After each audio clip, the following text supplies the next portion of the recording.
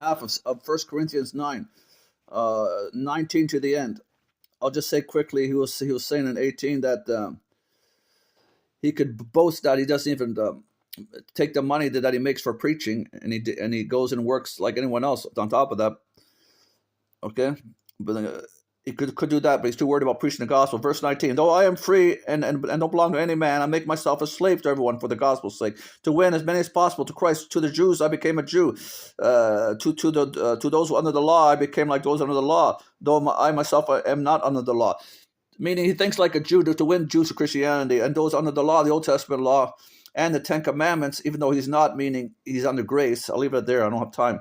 To those not okay.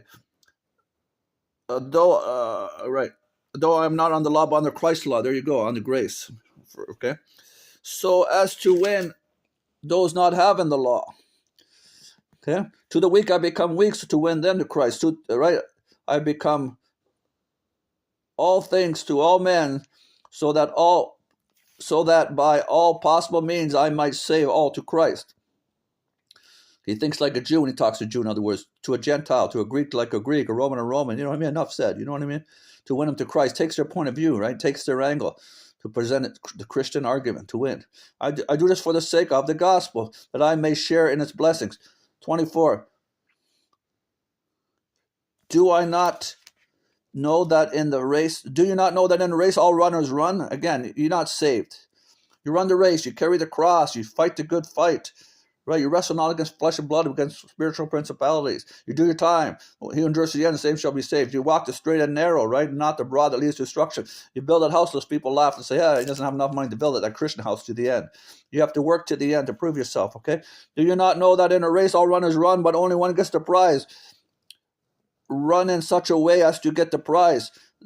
It's eternal life. Everyone who competes in the games goes out in strict training. Like me, powerlifting all my life, right?